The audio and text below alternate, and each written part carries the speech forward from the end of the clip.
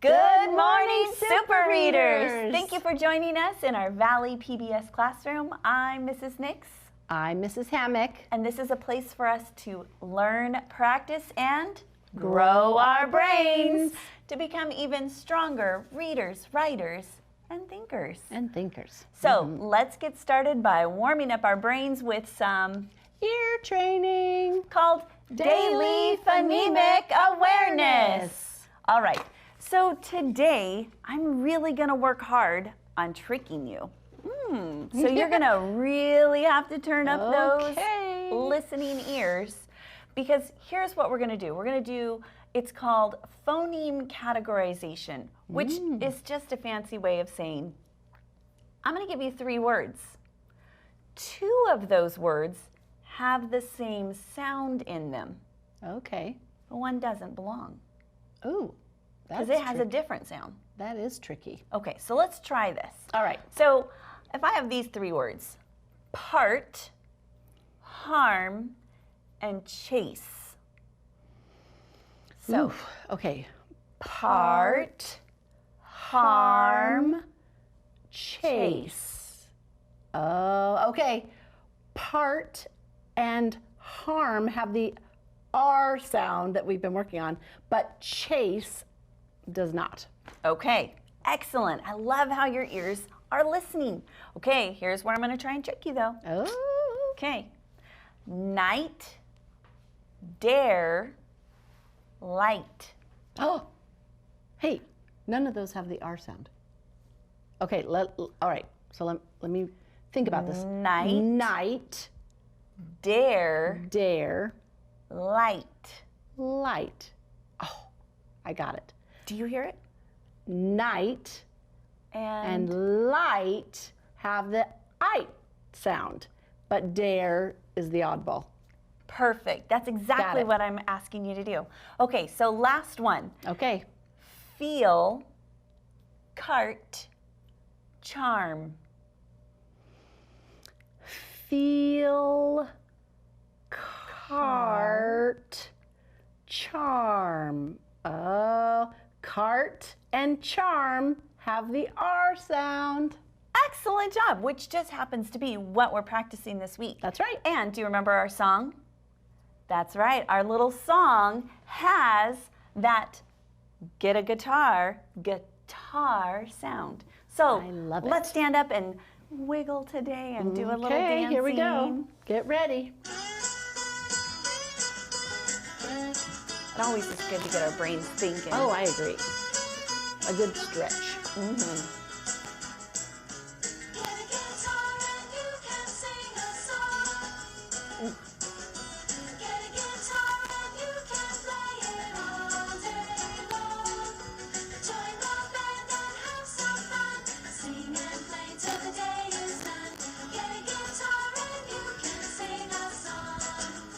Oh, I missed it that time.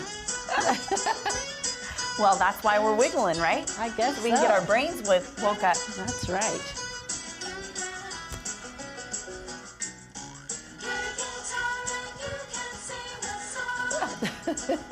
We're going to go the wrong way.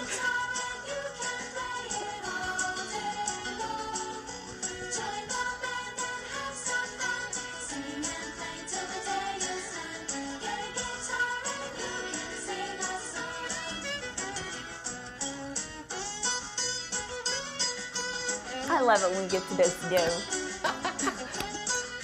I think I'm getting the hang of it.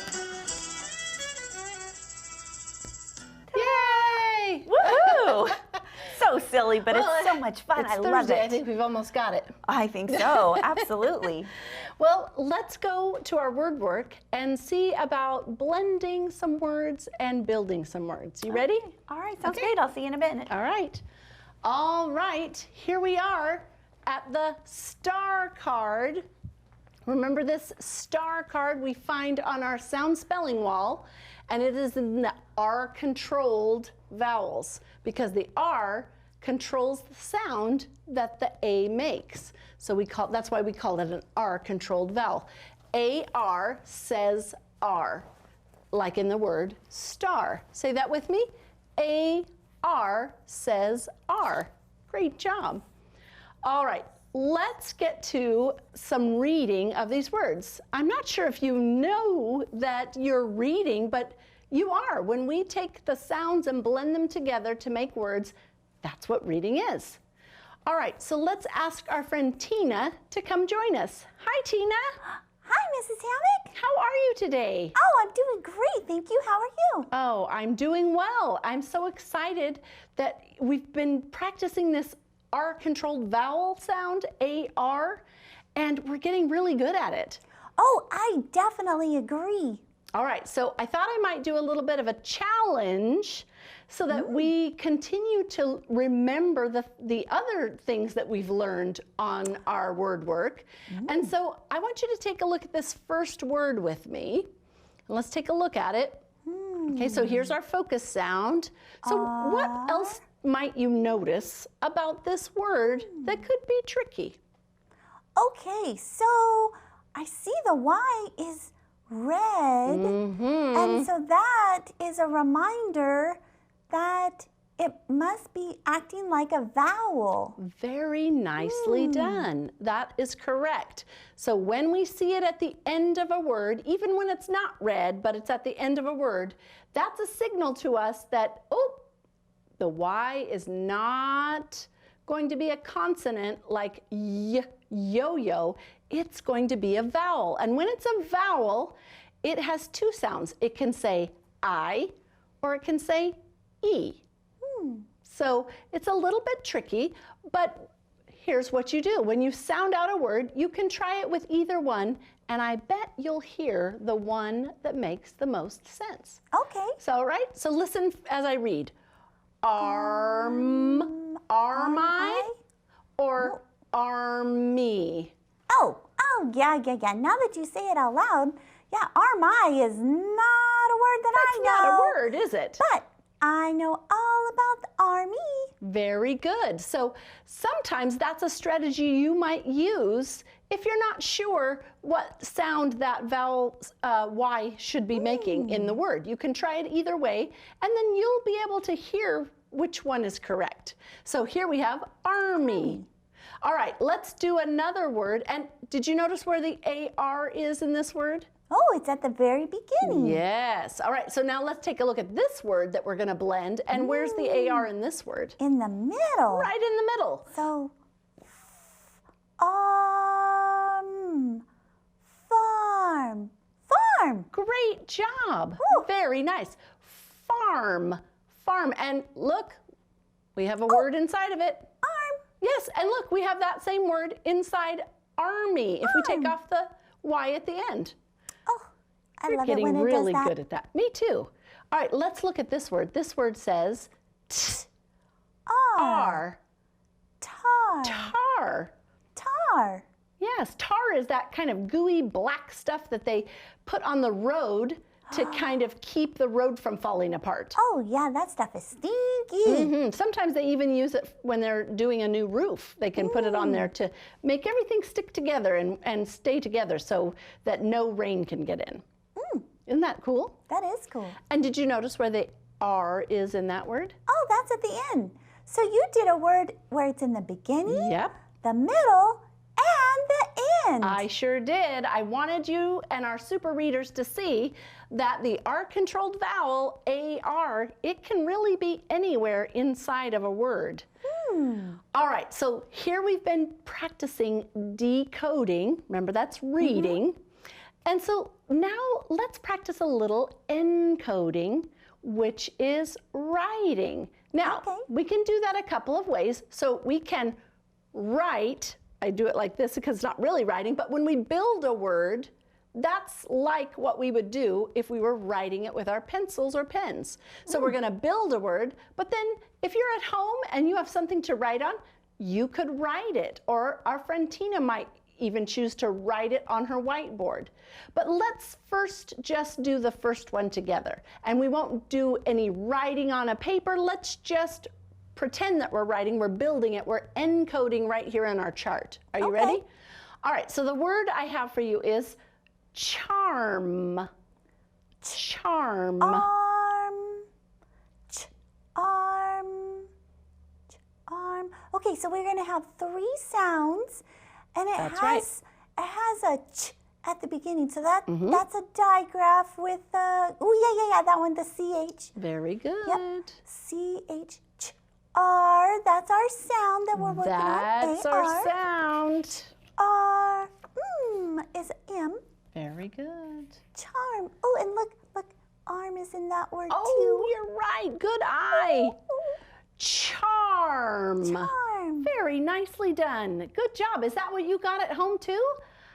Great thinking. All right, so let's change the word from charm to chart. So let's see. Arm. Let's change it to art. Oh, that's very easy. We're just going to change that last sound. You're so right. Take away the M and put a T. Your favorite letter. It is my favorite letter. There we go. Chart. Chart. Okay, but what if I have chart and I need to say or write cart? Oh, art. Okay, it has 3 sounds, but the first sound is different. It's not ch anymore. It's just k.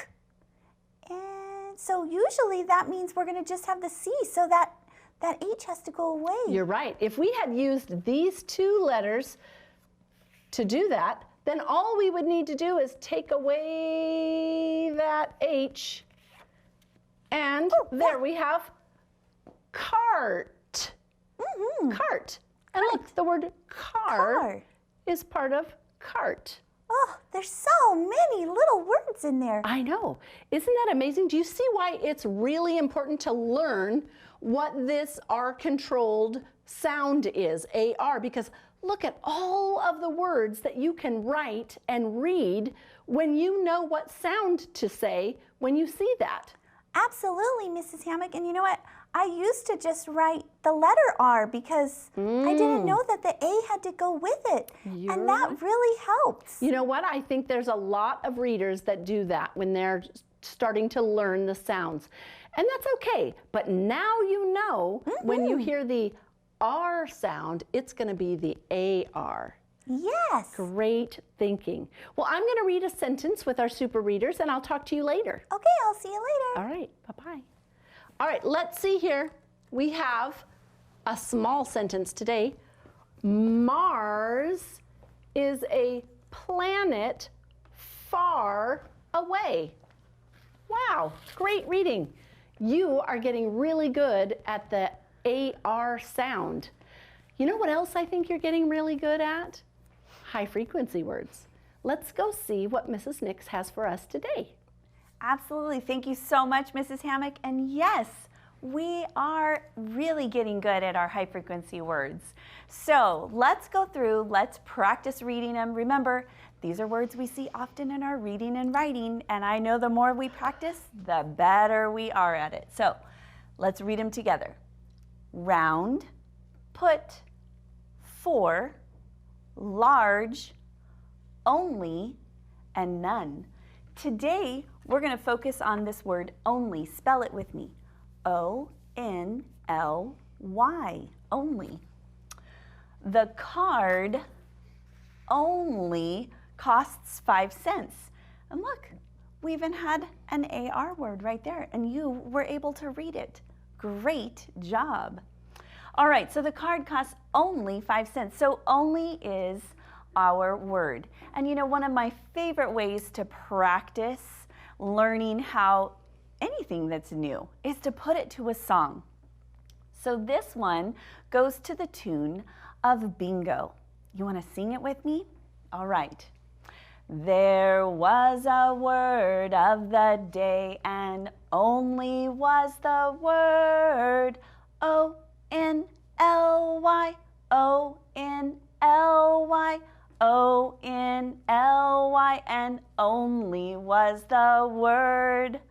Great job. You can sing that song and use lots of your high frequency words. Okay, right now we're going to cut over and we're going to watch a video of a story. And as you're listening to today's story, which is called Dog Bones, I want you to be thinking about point of view. think about how the characters are thinking and feeling, and Mrs. Hammock is going to help you out as you talk about the story. We'll see you back here in a minute. Dog Bones by Nora Carson, illustrated by Betsy Day. Dog Bones. Chapter 1. Why is Max excited? Chapter 2. Where are all the bones? Chapter 3. What does Max find? Chapter 1. Why is Max excited? This is Max. He has saved a lot of bones. He is proud of his collection. One day, Max learns about a contest. The contest is for the biggest bone. He thinks he can win. Chapter 2. Where are the bones? Max needs to dig up all of his bones. Where did he bury them? He sniffs and sniffs and sniffs. Max starts to dig. He finds a round ball, but no bones. Where did he bury them? Max walks to another spot and digs. Now he finds a whole bunch of bones. There are so many. How will he find the biggest one? Max starts to sort the bones. These are small, says Max. I will put them in a pile. Chapter 3. What does Max find? Max digs up 4 more bones. He says, "These bones are bigger. I will make a new pile." He digs again and finds only 1 more. It is the bone he was looking for. This bone is the biggest, he says. Now he is ready to go to the contest. On the way, Max sees his friend Bob. Bob says, "I had trouble finding bones. I have none." "Come with me," says Max. "This bone is large enough for 2. We will enter the contest together." The judge opens the envelopes. Max and Bob didn't win first prize, but that's okay. Max got to help his friend. Send it to them. Oh, I love that story. Aren't friends awesome? All right, so were you thinking about point of view and what the characters were thinking and feeling as the story was progressing? As we went through the story, were you thinking about what their point of view might be? All right, well, let's take a look at our chart today. We have our dog bone story. We have the characters, the clues, and point of view. All right, our first character, let's talk about Max. Here's our clue. He is proud of his bone collection. All right, so think for a second. If he's proud of his bone collection, what do you think his point of view is? What is he thinking or feeling? Is he mad? No, if he's proud, then he's feeling pretty happy, isn't he? Yeah, when you are proud of something, that's a nice, good feeling. All right, let's think about Bob. All right, now Bob was the other character. I had trouble finding bones. I have none. Now, you can kind of tell what he might be feeling just by the words that he used. I had trouble. I have none. What do you think? Do you think he's feeling good about it? You're right, he's not. He feels sad because he can't find a bone to enter in the contest. All right, so let's see what happens here with Max. We have Max and Bob didn't win first prize. Okay, so now think, because it's a little tricky. If you don't win first prize, you might be upset, right? So, but what do you think their point of view were? What was Max's point of view? Oh, my sticker is not coming off. He was still happy because he got to help his friend. What a great friend Max is, isn't he? Wow. Well, I hope that you are getting the idea of how to figure out a character's point of view by looking at the clues and the things that they say and do in the story that can help us to figure out what they're thinking and what they're feeling. And that helps us to understand the story better. Sometimes it's characters, and other times it could be the narrator. That's somebody not in the story that's telling the story. And sometimes it's the author themselves. They're not in the story, they're not telling the story, but you can kind of get a clue about what they think and feel about the subject of the story by the words that they choose to use. So you can be thinking about that as you write things too. Right now, we're going to write together about friends. So let's have our friend Tina come help us. Hey, Tina. Hi, Mrs. Hammock. I'm so glad you're here. Here's our writing prompt today, and I thought for today, we might try to write a paragraph. Ooh, that sounds like a great idea. All right, so what can you do to be a good friend? That is our writing prompt. That's the question we need to answer. And when we write a paragraph, we need to start with an opening sentence that is kind of introduces what we're going to be writing about. So we don't tell a lot of details. It's called a topic sentence.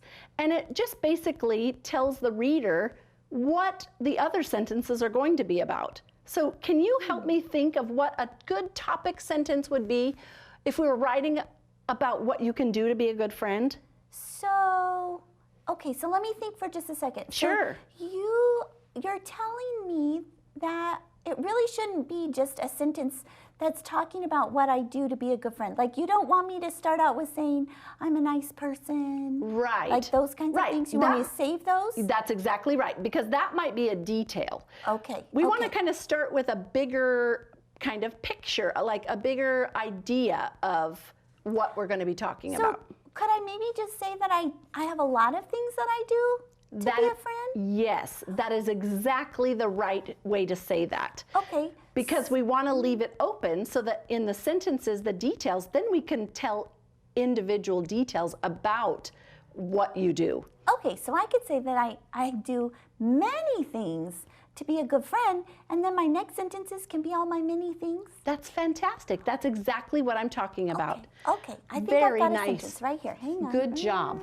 All right, now, I like that you used this word, many. I can do many things, because you didn't give me a detail, but now I'm thinking, okay, so the next sentences probably should be, what are those many things that you do to be a good friend? So what is something you do to be a good friend? Well, I can be helpful. You are to my friends. Very helpful. So that's a great detail. One of the many things you do is I am helpful to my friends. That's a great detail. Can you think of another one? Oh, yes. I like this one. I was working on some of these earlier. Okay. So this one says, I can ask a friend to play with me. Oh, that's really a good idea. Definitely, that's something friends do for each other. I can ask a friend to play with me. That's great. What do you think we should do next? Okay, I have one more though. Okay, let's do it. My friends can always count on me. Oh, that is definitely something you do if you want to be a good friend. Absolutely. All right, so now we need to kind of wrap it up. We said there's many things, and then we listed 3 of them, and then we kind of need to just help the reader remember what our whole paragraph was about. And that's called a closing sentence. So I kind of want to just say that maybe like, these are some things that I do to be or to be a good friend. Very nice, yes. Something like that? Okay, all right. I like it a lot. I got one right over here. Okay, Let good. me go get it. All right. Here it is. Oh, fantastic. Look at that. These are a few things I do to be a good friend. Great paragraph. Thank you. You're welcome. Let's go see what book our friends are recommending for us at the library. Okay, that sounds great.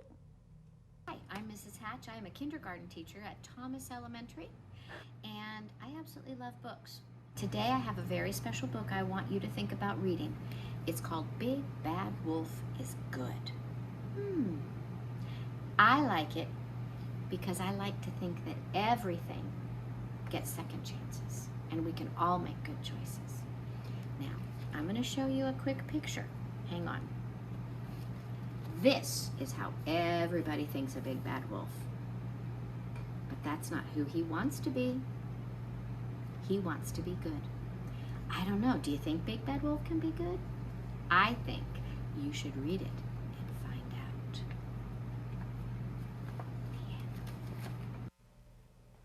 out. Oh, that was awesome. I love learning about new books. Me too. Have you read that one before? Nope, I haven't. Oh, it's a good one. Oh, I'm gonna have to check it out. All right. So I have a joke today. Okay, Okay. I think I'm ready. What is a dog called that sneezes? Ooh. A chihuahua. Oh, that was good. So I much liked fun. it. Have a great one. We'll see you back here tomorrow on Valley PBS. Bye-bye. Bye.